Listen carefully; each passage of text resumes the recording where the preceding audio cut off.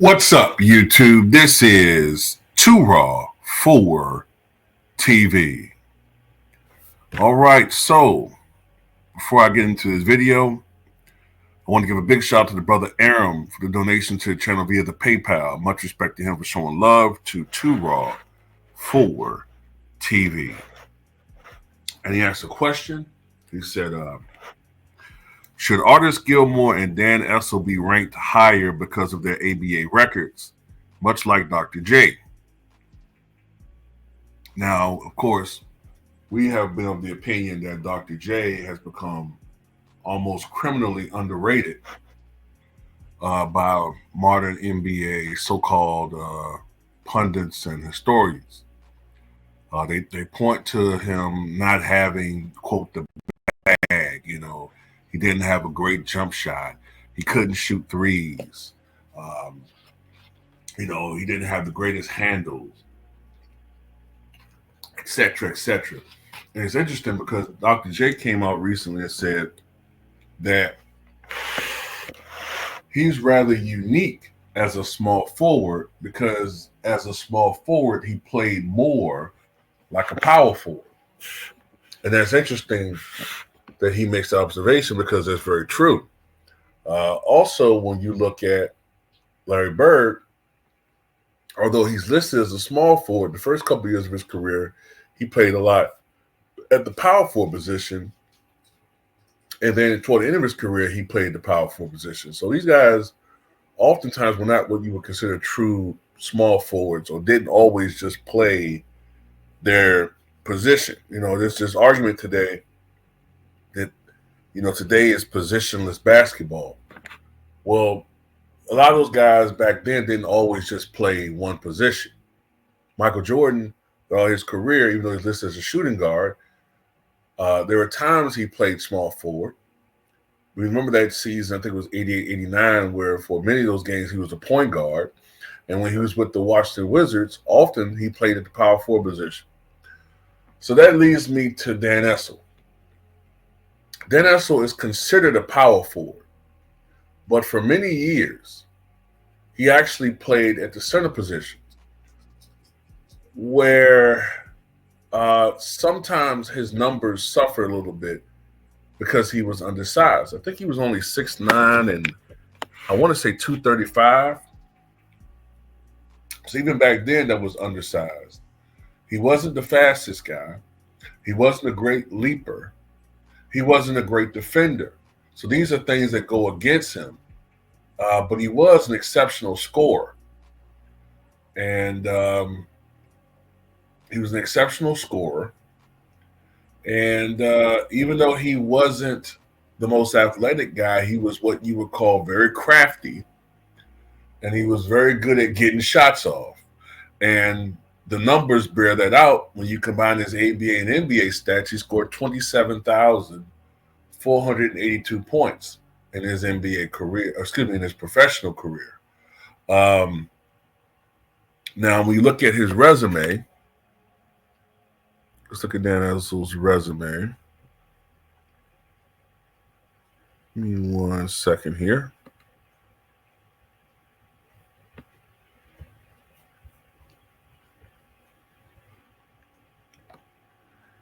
He played for the Kentucky Colonels from 1970 to 1975.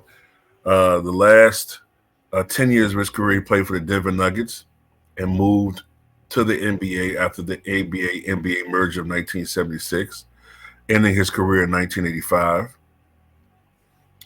And he was an ABA champion with the Kentucky Colonels in 1975. He was an NBA All-Star in 1977. He was a 6-time ABA All-Star, which meant that he was a 7-time All-Star altogether. He was the ABA All-Star Game MVP in 1972, All-ABA First Team in 1972, 4 times All-ABA Second Team. He was the ABA Rookie of the Year in 1970-71. He won the scoring championship in 1971, so he was a rookie, the rare rookie to lead a league in scoring. He's on the ABA All-Time Team. He was number 44, retired by the Denver Nuggets, and a consensus first-team All-American for University of Kentucky in 1970, a consensus second-team All-American in 1969. His career averages of 22.6 points per game and 9.1 rebounds per game and 2.4 assists per game. In the postseason, he averaged 22.1 points, 9.4 rebounds, and shot 48.7% from the floor and 82.2% from the line. He's in the Basketball Hall of Fame. I do think he's become underrated, partially because people don't hold the ABA in high regard and the passage of time. Even when I was growing up in the 90s, you didn't really hear much about him. You didn't hear much about him. He, I think, also has been canceled to a certain extent because of an infamous incident that occurred when he was the coach of the Denver Nuggets. It involved a fan. I don't want to go into it, but if you're curious, you can do a little Googling and you'll find the specifics of that situation. I think that has something to do with it in this PC culture society that we're in. And the fact that, a lot of people just look at his NBA stats. His NBA stats are not as eye-popping or impressive when you just look at the NBA stats and not his total professional stats. And when you look at his overall numbers, let's see if I can find it.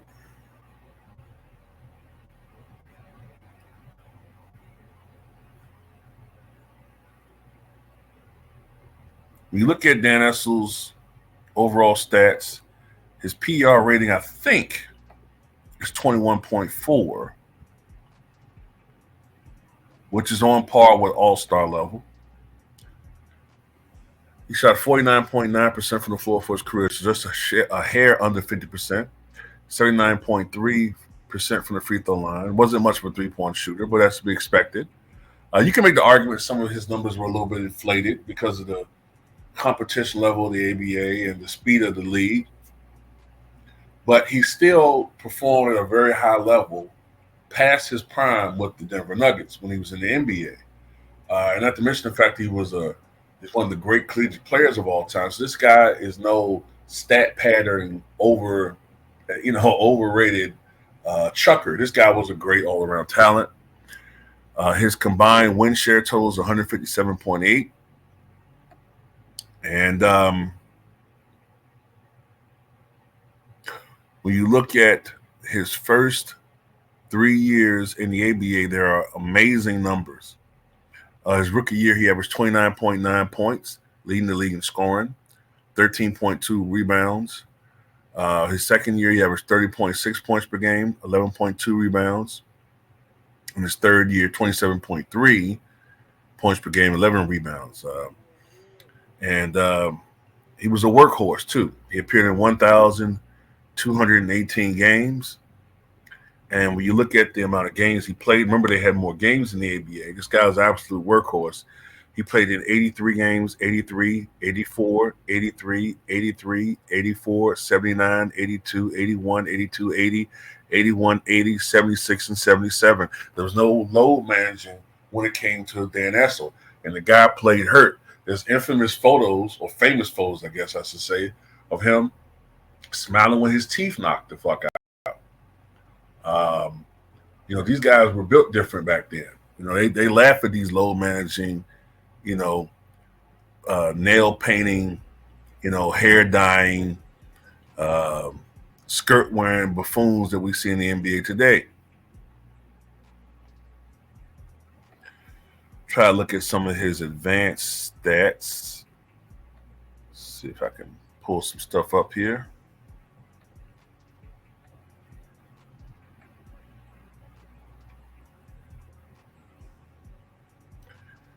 And he led the league in the ABA, at least, in offensive win shares 2 years in a row, 1972-73 and 1973-74.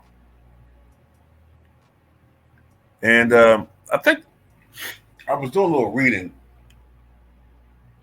Somebody made a comparison as far as his career somebody made a comparison that a more modern day player that he can be compared to is Chris Bosh. And I could see that. Chris Bosh is a little bit bigger, but Chris Bosh played out of position. Wasn't the greatest rebounder. Chris Bosh was more athletic than him. I would argue Dan Issel was a better jump shooter. But there's some comparisons that I can see that. But at the end of the day, I would say that Dan Issel has grown underrated. Me personally, I think if you combine his ABA and NBA stats, there's a definite argument that he's a top 75 all-time player. Now, in the case for Aris Gilmore, it's a little bit different. First of all, I think Gilmore should be ranked a little higher than Issel. He was one of the strongest players in NBA history, according to Robert Parrish. He thought that, remember, Robert Parrish played in the NBA from 1976 to 1997. So he went up against an Aris Gilmore, as well as a Shaquille O'Neal. And it's his estimate that he thought that Aris Gilmore was stronger than Shaq. He said Shaq was more athletic, but Gilmore was stronger. Would give you a baseline or a measurement, I guess I should say, to compare Wilt, because Aris Gilmore admitted that Wilt was stronger than him. As far as Gilmore's concerned, ABA champion 1975, ABA playoffs MVP 1975, ABA MVP 1972, six-time NBA All-Star, five-time ABA All-Star, which means 11-time All-Star, ABA All-Star Game MVP 1974, five-time All-ABA First Team, four-time ABA All-Defensive First Team, ABA Rookie of the Year 1972, ABA All-Rookie First Team 1972, four-time ABA Rebounding Champion, ABA All-Time Team, Consensus First Team All-American 1971, Second Team All-American 1970, two-time NCAA Rebounding Leader, number 53 retired by the Jacksonville Dolphins, third team Parade All-American 1967. When you combine his ABA and NBA statistics, 24,941 points, 16,330 rebounds, 3,178 blocks. Career averages 18.8 points, 12.3 rebounds, and 2.4 blocks per game. And he's in the Basketball Hall of Fame as a player. Now, Aris Gilmore appeared in 1,329 games. He had a career field goal percentage of 58.2%. For the era he played in, that's an exceptionally high field goal percentage. Keep in mind that Kareem shot 56% from the floor, Wilt 54% from the floor. So to shoot 58.2% in that era was very, very high. That's on par with Shaq. Career PR of 21.4, the same as Dan Issel, and a combined win share total of 189.7. Now, he wasn't the same force in the NBA that he was in the ABA. He was basically the ABA's version of Wilt Chamberlain. In the NBA, though, he was a great center. He was amongst the top four centers of the NBA at that time. I would put him with, he was right under, I would say, Kareem, Moses, Bill Walton in his prime, and I would put him under maybe, what am I forgetting? Elvin Hayes. I would put him right there in that trajectory. And Elvin Hayes sometimes played power forward, so I don't even know if I can technically include him. But Gilmore was in that trajectory. He was always a top 4 or 5 big man. Problem was, he had some weaknesses that I remember reading about. Sometimes he had a tendency to fade in games, start off strong and fade. He had smallish hands for a big man, which led to him, if I remember correctly, being a bit of a turnover-prone center. And yeah, the numbers are playing it out to me. 4 turnovers a game, 3, 4, 4, 4, 5. I'm doing averages. 4, 3, 3, 3, 3, 2, 3. Then as he turned the ball over quite a bit. And he was on some mediocre teams. But when you look at his averages in his prime, it was crazy. Look, from 1971 to 1983, that 12-year span, Aris Gilmore averaged 20.9 points, 14 rebounds, 2.7 assists, 2.8 steals, 57.5% shooting from the floor, 69.5% from the line, 4.1 offensive rebounds per game. His ABA numbers are even more ridiculous. In the ABA, in the ABA, he averaged 22.3 points, 17.1 rebounds. What is that? 3 blocks per game? I think it's 3 blocks per game. No, 3.4 blocks per game on 55.7% shooting from the floor. In the NBA, he shot 59.9% from the floor, which for a while was the all-time record until the game changed where these big men who do nothing but get lobs, put back and dunks, and feeds off of, pick and rolls, these garbage type guys, they get so many uncontested baskets that their field goal percentages are in the 60s and even low 70s. So even though these guys are now number one, I'm not trying to say DeAndre Jordan is garbage, but you know what I mean. Those types of guys, they don't get the resistance. They don't have the resistance that other guys in the past were getting. I suspect that people like DeAndre Jordan, if they're playing back, 25 years ago, 20 years ago, their field goal percentages will be more around 54, 53%. But anyway,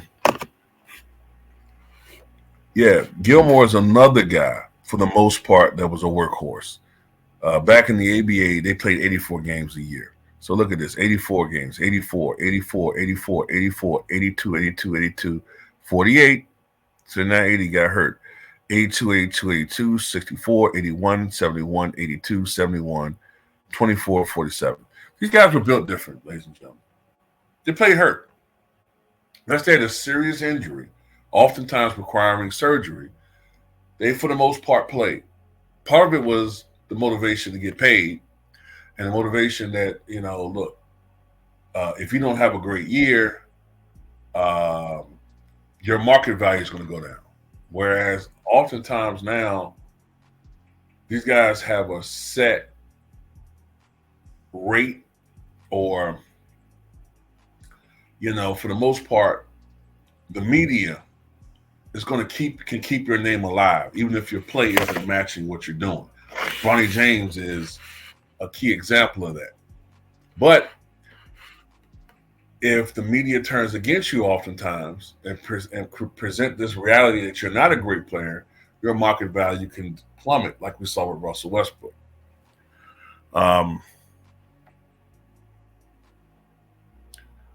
If I look at his playoff numbers here, for as far as Aris Gilmore is concerned, and in his career, he appeared in exactly 100 playoff games, averaging 17.7 points, 12.7 rebounds, and 2.2 blocks per game, or 56% shooting from the floor. And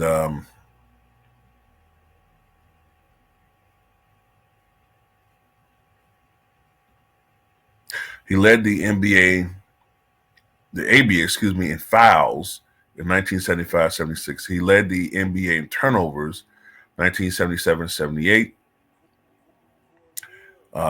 He led the league, ABA and NBA, in field goal percentage 1, 2, 3, 4, 5, 6 times, including shooting 67% from the floor in 80-81.